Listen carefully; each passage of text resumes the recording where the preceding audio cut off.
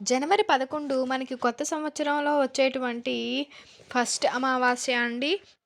ఈ అమావాస్య తిథి రోజున మర్చిపోకుండా కొడుకులు ఉన్నవాళ్ళు 7, 15 నిమిషాల లోపు ఈ పరిహారం గనక చేసినట్లయితే వారికి సంవత్సరం పొడుగునా రాజయోగం పడుతుందండి.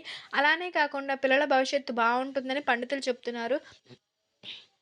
కాబట్టి ఏంటంటే కొడుకులున్న వాళ్ళు ఈ పరిహారాన్ని ఖచ్చితంగా ఆచరించండి. దీన్ని చేయడం వల్ల ఏంటంటే పిల్లల పైన ఏదైనా చెడు ప్రభావం ఉంటుంది కదా! అది వెళ్ళిపోవడానికి మాక్సిమం అవకాశం ఉంటుంది.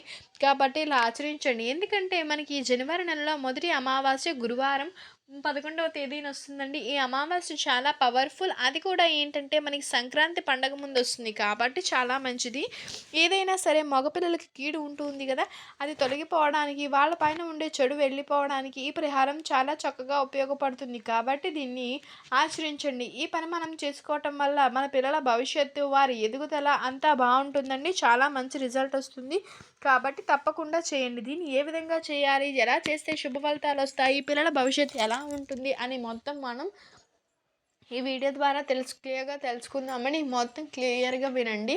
అప్పుడే అర్థమవుతుంది. అలాగే ఏంటంటే మన పిల్లలు ఎదుగుతూ ఉంటే కొంతమంది చూసి ఏరవలేక పిల్లలకి దిష్టి పెడుతూ ఉంటారు. నార్మల్‌గా పిల్లలకి దిష్టి ఎక్కువ తగులుతూనే ఉంటుంది. మగ పిల్లలు ఉన్న వారికి చాలా ఎక్కువగా ఉంటుంది. కొంతమందికి వాళ్ళకేంటిలే మగ పిల్లలు ఉన్నారు, వాళ్ళ జీవితం బావుంటుంది అని చెప్పి అంటూ ఉంటారు. అదంటే ఏంటంటే కూడా ఆ పిల్లల మీద ప్రభావం చూపుతుందని పిల్లలకి ఏంటంటే కూడా చాలా వరకు ఎదుగుదల ఆగిపోతుంది. సంపాదించే వారి మీద ఏడుస్తూ ఉంటారు. ఇలా మగపిల్లలు ఉన్న తల్లిదండ్రులు మగపిల్లలు ఉన్నటువంటి వారు కానీ పిల్లల పైన ఏడుస్తూ ఉంటారు కదా! అలాంటి ఏడుపులు తొలగిపోవడానికి మ్యాక్సిమం మనకు ఉపయోగపడే పరిహారం అండి. అలానే కాకుండా పిల్లలపై ఏదైనా చెడు ప్రభావం దాని నుంచి కూడా బయటపడటానికి కూడా ఉపయోగపడుతుంది. కాబట్టి ఖచ్చితంగా ఈ అమావాస్య గురువారంతో కలిసి వస్తుంది కాబట్టి 11వ తేదీ గురువారం రోజున సాయంత్రం 7:15 లోపు చేయాల్సి ఉంటుందండి. అలా ఆచరించినట్లయితే మంచి రిజల్ట్ వస్తుంది. అది చూసి మీరు ఆశ్చర్యపోతారని చెప్పవచ్చు. పిల్లలపై ఎలాంటి దిష్టి దోషం ఉన్నా, ఎలాంటి ప్రభావం ఉన్నా, ఇబ్బంది ఉన్నా సరే దాని నుంచి వాళ్ళు మ్యాక్సిమం బయటపడతారు కాబట్టి ఖచ్చితంగా చేయండి. మనకి ఏంటంటే ప్రతి నెల అమావాస్య వస్తుంది. ఈ అమావాస్య కొత్తదా అంటే ఈ సంవత్సరంలో మొదటిది కాబట్టి కొత్త అమావాస్య అని చెప్పవచ్చు. ఈరోజు ఏ పరిహారం చేసినా సిద్ధిస్తుంది. అందులో గురువారం కలిసొచ్చింది కాబట్టి చాలా మంచిది. ఏ నెలలో వచ్చే అమావాస్యకి ఆ శక్తి ఉంటుంది.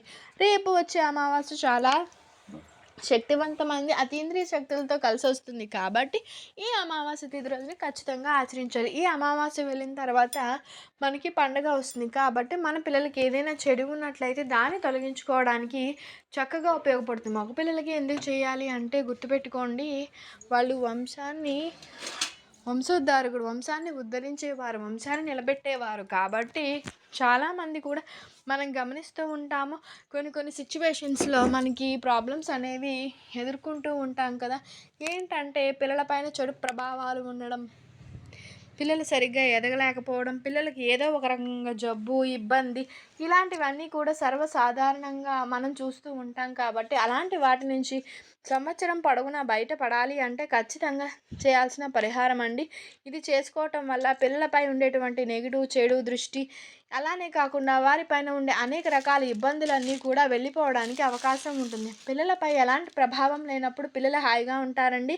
పిల్లలు జబ్బు పడడం కానీ ఎలాంటి ఇబ్బంది అనేది రాదు. ఒకవేళ వారిపైన ఏదైనా దిష్టి దోషాలు ఉంది అంటే జబ్బు పడుతూ ఉంటారు.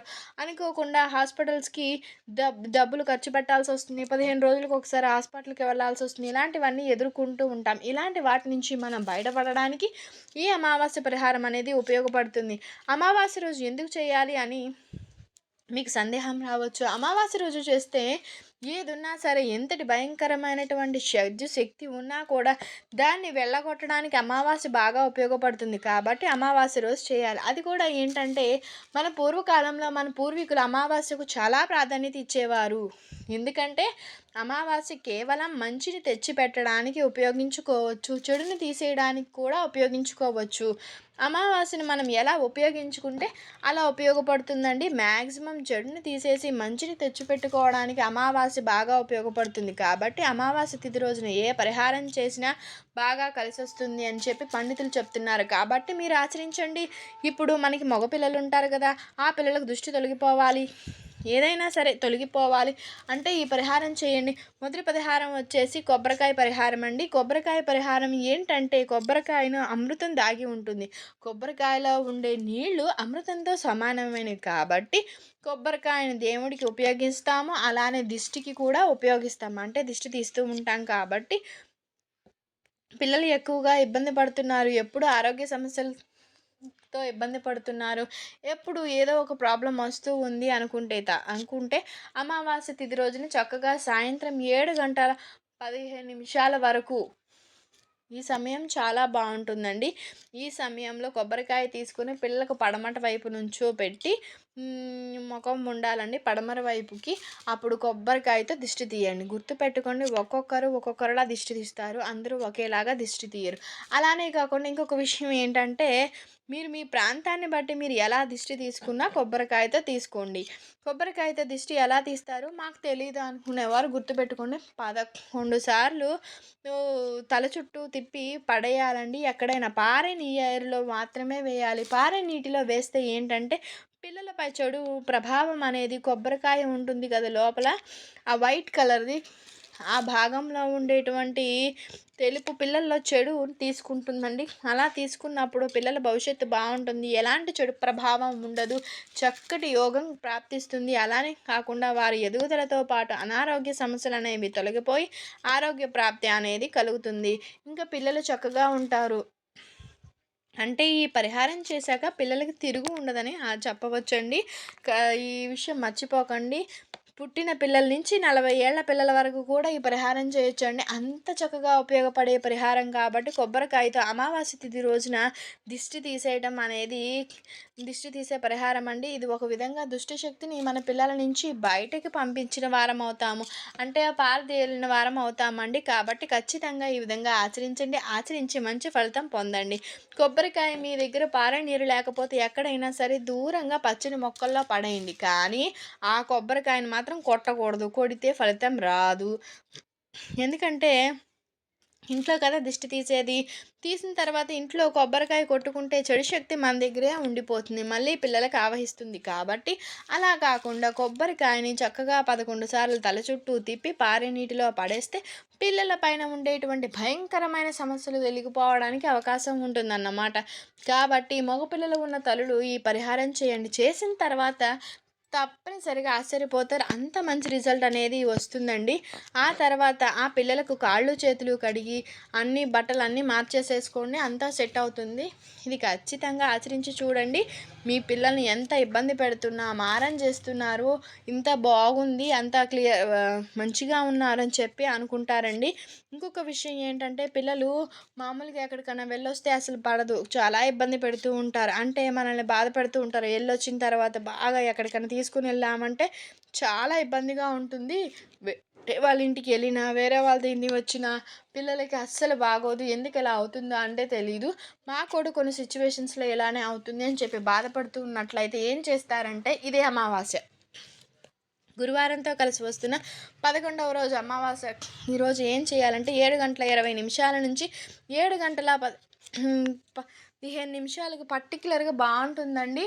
మగపిల్లలు అన్నం తినకుండా ఇబ్బంది పడుతున్నా వేరే వాళ్ళ ఇంటికి వెళ్ళి ఇంటికి వచ్చిన తర్వాత బాగా ఇబ్బంది పెడితే ఒక కోడిగుడ్డు తీసుకుని కోడిగుడ్డు పైన ఇంటూ మాకు వేసి పిల్లలకి దిష్టి తీసి ఆ కోడిగుడ్డును పగలగొట్టుకోకుండా ఒక చోట వదిలేసిరండి. ఈ విధంగా చేయడం వల్ల కూడా మంచి శుభ ఫలితం వస్తుంది. కాబట్టి ఈ విధంగా ఆచరించండి. ఈ 2 పరిహారాలు కూడా దిష్టి పరిహారం పిల్లల పరంగా చాలా చక్కగా ఉపయోగపడతాయి. దిష్టి పరంగా కూడా ఈ 2 పరిహారాలు చక్కగా సిద్ధిస్తాయి. కాబట్టి దిష్టి పరంగా కూడా ఈ పరిహారాలు అనేవి బాగుంటాయని చెప్పి కాబట్టి ఈ పరిహారాన్ని పాటించి జీవితాన్ని మార్చుకోండి. ఈ అమావాస్య రోజున కనుక చేస్తే సంవత్సరంలో వచ్చే మొదటి అమావాస్య కాబట్టి అమావాస్య తిథి రోజున చేసుకున్నట్లయితే మంచి రిజల్ట్ వస్తుంది. అమావాస్య అతీంద్రియ శక్తులతో కూడి వస్తుంది. కాబట్టి ఈరోజు ఏ పరిహారం చేసినా ఏ పని చేసినా మనకు ఖచ్చితంగా ఫలిస్తుందండి. అమావాస్య అంటేనే నార్మల్గా మనకి మంచి రోజుగా భావిస్తూ ఉంటాం. కొంతమంది అమావాస్య వచ్చినందుకు భయపడతారు, కానీ భయపడాల్సిన అవసరం లేదు. లేదు. మనలో చెడుని తీసేసుకొని మంచిని నిలబెట్టుకుని జీవితాన్ని బాగు చేసుకోవడానికి దేవుడు మనకు అవకాశం ఇస్తూ ఉంటాడు కాబట్టి అదే ఈ అమావాస్య. కాబట్టి ఈరోజు తప్పకుండా ఆచరించండి. ఆచరించి ఫలితాన్ని పొందండి. మీరు మర్చిపోకుండా ఈ విధంగా చేయండి. మగ పిల్లలు ఉన్నవారు చేయొచ్చు. మగ పిల్లలే అని అంటున్నారు ఏంటి మరి ఆడపిల్ల వాళ్ళకి చేయకూడదా అని. ఆడపిల్లలకు కూడా చేసుకోవచ్చండి. కాకపోతే ఏంటంటే కొడుకులు ఉన్న వాళ్ళకి చేసుకుంటే మంచిది. కొడుకుల ఎదుగుదలను చూస్తే కూతురున్నారని కానీ అనుకుంటారు కదా! కానీ ఏం పర్లేదండి. మనకి ఆడపిల్లలకి కూడా మనకి సమస్యలు ఉంటాయి కాబట్టి వాళ్ళకి కూడా మగపిల్లలకే కదా ఆళ్ళకి అనుకుంటారు. బానే ఉంటారులే అని అంటూ ఉంటారు కాబట్టి అందువలన ఆ సూటిపోటి మాటలు పెట్టి దిష్టి అవి చెడు రూపంలో వారికి అనారోగ్యాన్ని దారితీస్తాయి కాబట్టి అలాంటి అనారోగ్య సమస్యల నుంచి బయటపడడానికి ఉపయోగపడుతుంది. ఆడపిల్లలకి కూడా చేసుకోవచ్చండి. ఏం పర్వాలేదు. పిల్లలకి గాలి, ధూళి అంటే కూడా ఉంటాయి కాబట్టి ఖచ్చితంగా ఆచరించి మంచి శుభ ఫలితాన్ని పొంది జీవితాన్ని మార్చుకోవచ్చండి. చక్కగా ఉపయోగపడే పరిహారం అని చెప్పుకోవచ్చు. దీన్ని ఆచరించడం వల్ల మంచి రిజల్ట్ వస్తుంది.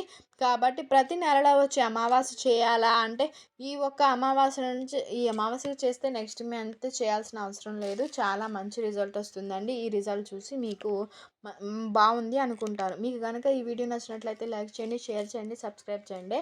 Thank you for watching. Thank you so much.